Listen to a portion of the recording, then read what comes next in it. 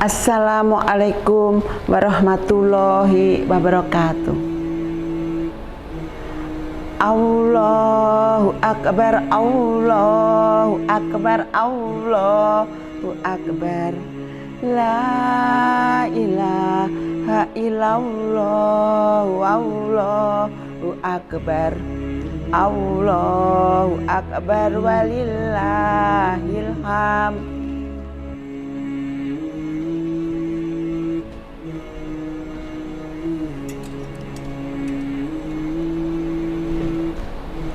Bismillahirrahmanirrahim. Alhamdulillah, alhamdulillahirabbil alamin. Asyhadu alla ilaha illallah wa asyhadu anna Muhammadar Rasulullah.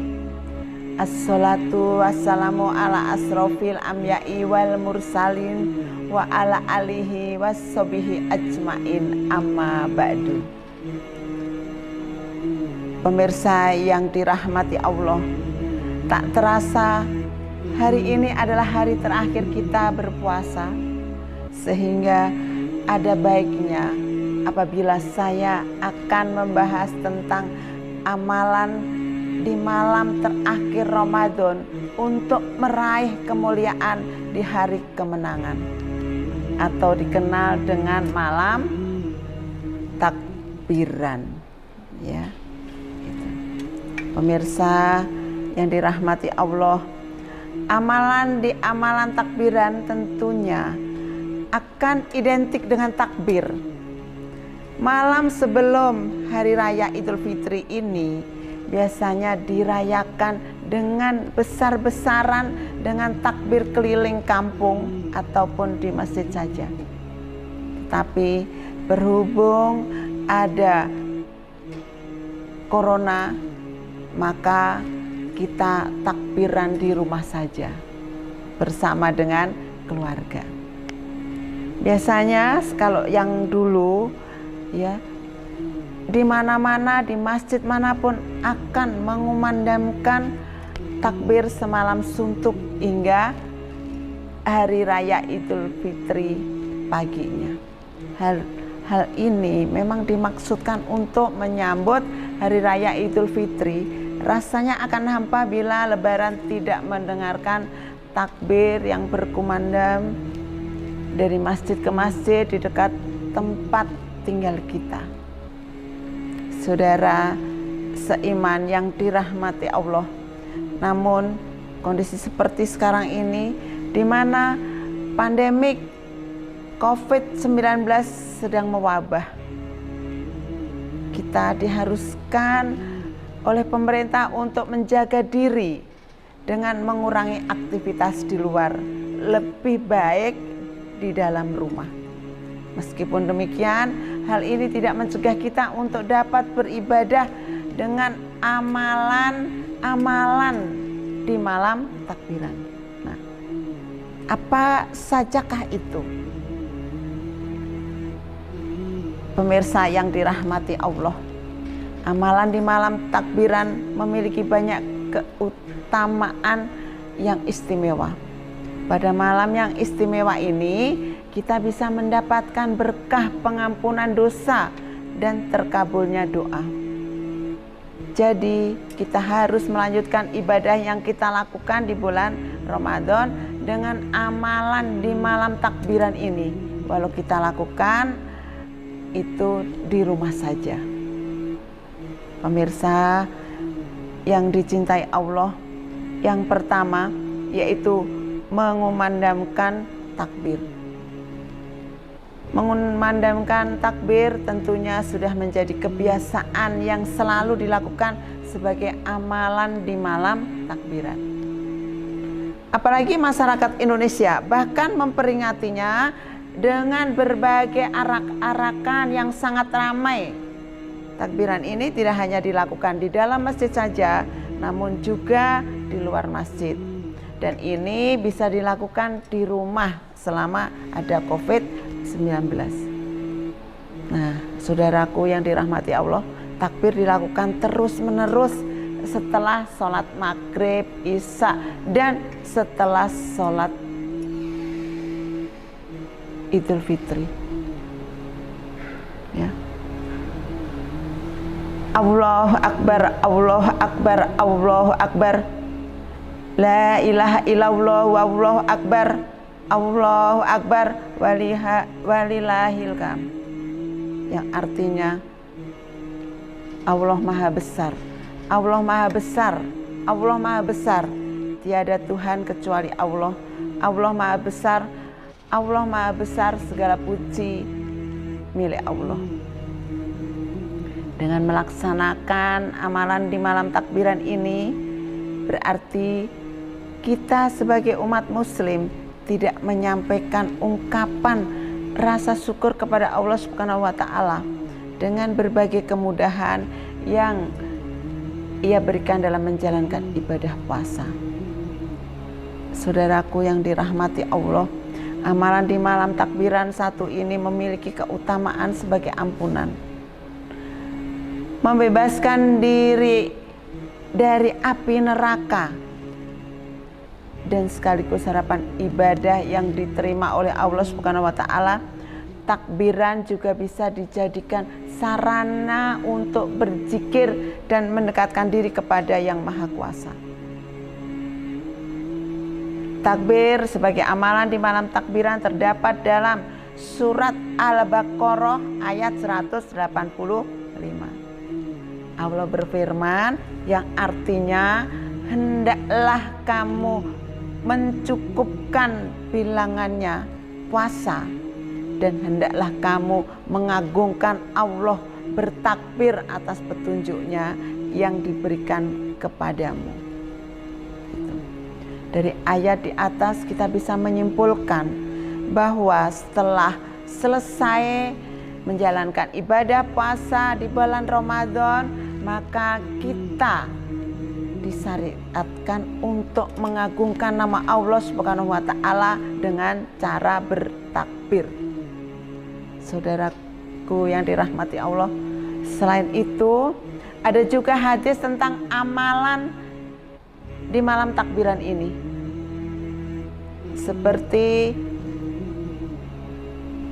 Abi Sa'ibah meriwayatkan bahwa Nabi Shallallahu Alaihi Wasallam keluar rumah menuju lapangan, kemudian beliau bertakbir hingga tiba di lapangan. Beliau tetap bertakbir sampai sholat selesai.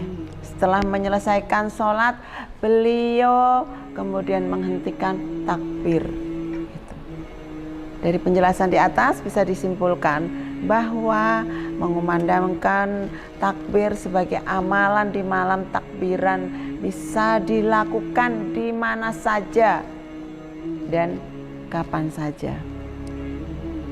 Jadi tidak hanya di masjid saja harus bertakbir, namun kita bisa di rumah, dan dianjurkan untuk memperbanyak takbir sebelum sholat Idul Fitri dilaksanakan.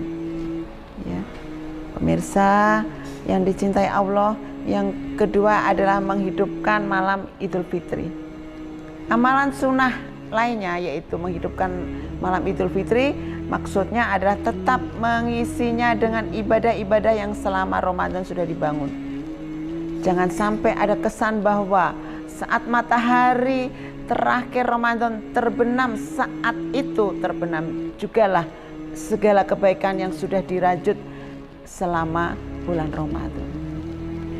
Membaca Al-Quran, sholat tahajud, sholat witir, apalagi sholat maghrib berjamaah, isya berjamaah, dan subuh berjamaah bagi laki-laki adalah hal yang tidak boleh hilang seiring bergantinya bulan Ramadan menuju ke Syawal. Saudaraku yang dirahmati Allah, Rasulullah Shallallahu Alaihi Wasallam bersabda, siapa yang sholat pada malam 2 hari raya berharap ridho Allah, maka tidak akan mati hatinya pada saat hati-hati manusia itu yang lain mati. Ya, jadi para hati ataupun hati manusia itu yang lain mati itu. Ya, saya lanjutkan. Jadi diharapkan walau biasanya pada malam lebaran kita semua sibuk. Sebagian ada yang sibuk menyetrika baju, ibu-ibu biasa juga sibuk di dapur menyiapkan ragam makanan untuk hari lebaran. Setidaknya tetap melaksanakan sholat isya dan subuh berjamaah dan bertakbir. Hal ini agar kita masih mendapatkan keutamaan malam lebaran. Pemirsa yang dicintai Allah, yang ketiga adalah berdoa dan berzikir.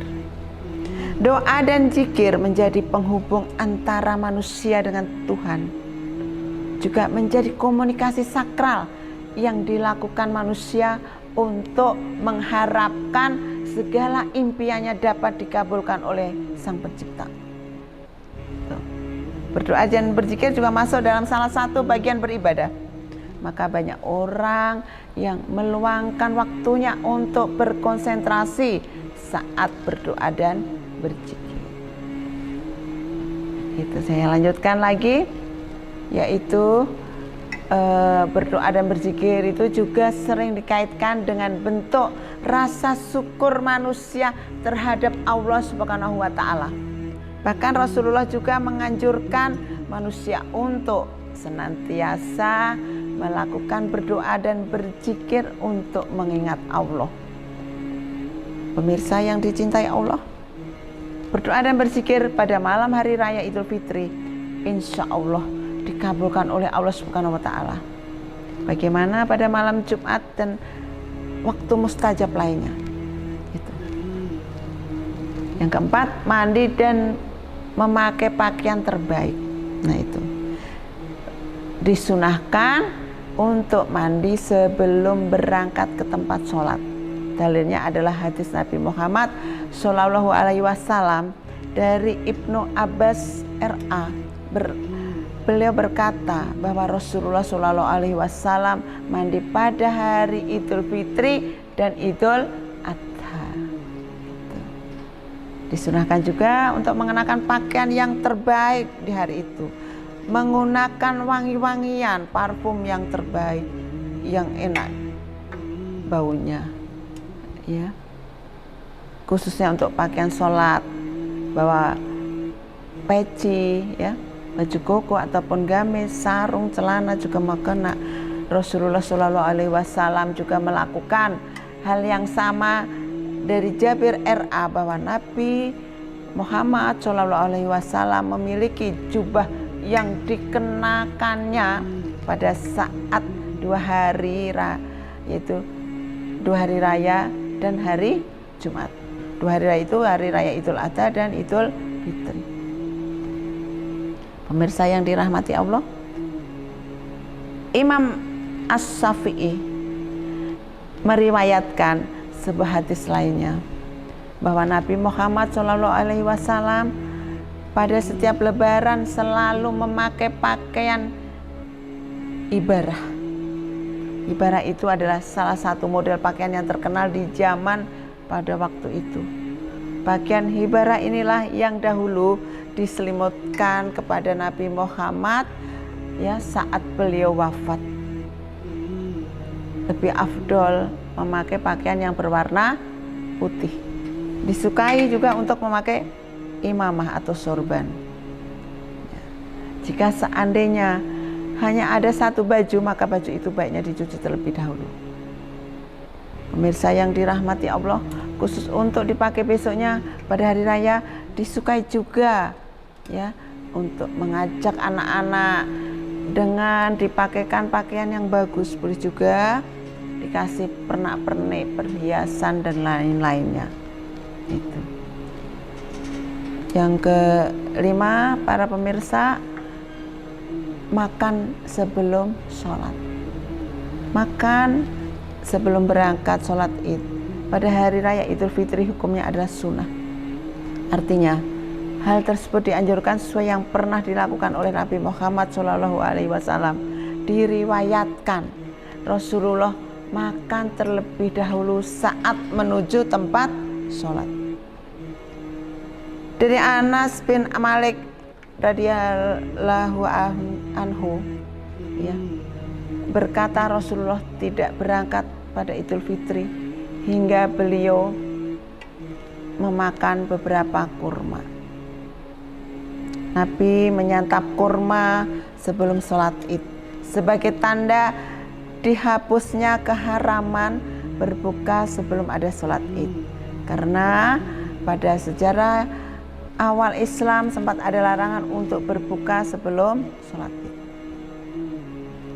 Buah kurma dipilih sebagai santapan menjelang sholat Id oleh Nabi karena rasa manisnya dapat membuat pandangan lebih kuat. Setelah sebulan penuh menjalankan puasa. Meskipun demikian ya, jika tidak ada kurma dapat digantikan dengan makanan yang manis lainnya. Itu. Ya, terkait waktu pelaksanaannya makan sebelum sholat Id demi mendapatkan kesunahannya, maka bisa dilakukan sebelum berangkat ke tempat digelarnya sholat. Sepertinya tanah lapang, masjid, mushola ataupun tempat lainnya. Akan tetapi jika tidak sempat mengerjakannya, masih bisa dilakukan pada saat perjalanan menuju ke lokasi-lokasi tersebut. Bahkan ketika sudah berada di tempat sebelum melangsungkannya sholat Id. Pemirsa yang dirahmati Allah, pastikan yang keenam ya, kalau kita sudah membayar zakat fitrah. Membayar zakat fitrah merupakan salah satu rukun Islam sehingga hukumnya wajib. Lantas kapan yang tepat untuk membayar zakat fitrah? Pada prinsipnya zakat fitrah harus dikeluarkan sebelum sholat Idul Fitri dilangsungkan. Ya. Hal itu, saudaraku yang dirahmati Allah, menjadi pembeda antara zakat fitrah dengan zakat yang lainnya. Zakat fitrah ini disyariatkan pada tahun kedua Hijriah agar setiap umat muslim kembali dalam keadaan fitrah dan suci.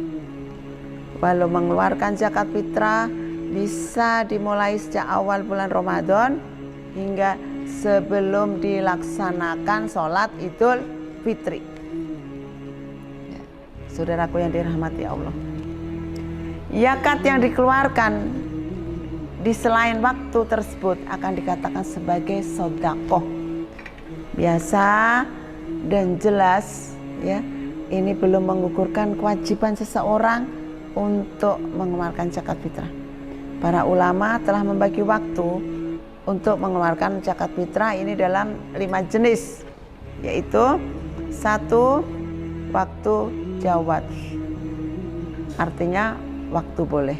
Ini berarti waktu yang diperbolehkan untuk mengeluarkan zakat fitrah sejak dimulai bulan Ramadan. Yang kedua, waktu wajib, yaitu waktu perlu dikeluarkan zakat fitrah bagi siapa saja yang belum mengeluarkan, yaitu saat matahari telah terbenam pada hari terakhir di bulan Ramadan. Ya, yang ketiga, waktu yang afdol atau waktu yang utama. Waktu ini adalah saat sebelum menuju pelaksanaan sholat hari raya Idul Fitri. Kemudian yang keempat, yaitu waktu yang makruh, yaitu waktu setelah dilaksanakannya sholat hari raya Idul Fitri, itu makruh. Dan ada waktu yang haram, yaitu waktu sehari setelah berlangsungnya hari raya Idul Fitri itu. Ya. Demikianlah saudara yang dirahmati Allah, amalan-amalan yang bisa di saat malam takbiran dilakukan. Sampai tiba saatnya untuk salat Idul Fitri, yaitu 1. Mengumandangkan takbir, 2. menghidupkan malam Idul Fitri, yang ketiga berdoa dan berzikir, yang keempat mandi dan memakai pakaian yang terbaik, yang kelima makan sebelum sholat, yang keenam pastikan kalau kita sudah membayar zakat fitrah. Ya. Pemirsa yang dirahmati Allah, kemudian dalam masa pandemi virus corona ya, atau COVID-19 seperti ini, Majelis Ulama Indonesia sudah menerbitkan Fatwa nomor 28 tahun 2020 tentang panduan kaifiat takbir dan salat Idul Fitri saat pandemi. Terdapat 3 kriteria kawasan untuk menyelenggarakan sholat Id. Pertama, sholat Idul Fitri dikerjakan pada cara berjamaah di tanah lapang, masjid, musola, ataupun tempat lain. Jika umat Islam berada di kawasan COVID-19 yang sudah terkendali pada saat 1 Syawal 1441 Hijriah. Untuk mengetahui kawasan itu terkendali atau tidak, salah satunya ditandai dengan angka penularan yang menunjukkan kecenderungan menurun. Selain itu juga layak dipertimbangkan apakah ada kebijakan pelonggaran aktivitas sosial yang memungkinkan terjadinya kerumunan berdasarkan ahli yang kredibel dan amanah. Kedua, sholat Idul Fitri dapat dilaksanakan dengan cara berjamaah di tanah lapang, masjid, musola ataupun tempat lainnya jika umat Islam berada di kawasan terkendali atau kawasan yang bebas COVID-19 dan diyakini tidak terdapat penularan. Nah, pemirsa yang saya muliakan, kawasan yang termasuk kategori ini misalnya kawasan pedesaan atau perumahan terbatas yang homogennya tidak ada yang terkena COVID-19, ya, dan tidak ada keluar masuk orang.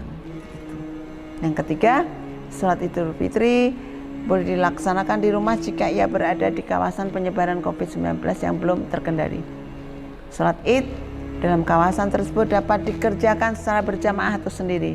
Melihat fatwa tersebut di atas, mari kita menjaga kemaslahatan bersama dengan sholat Id dengan ketentuan-ketentuan yang sudah ditetapkan tersebut. Saudaraku yang dirahmati Allah, semoga yang saya sampaikan ini dapat bermanfaat bagi saudara-saudara. Mohon maaf apabila ada kesalahan dalam penyampaian. Mari kita tutup dengan hamdalah, alhamdulillahirabbil alamin. Akhirul kalam, wassalamualaikum warahmatullahi wabarakatuh.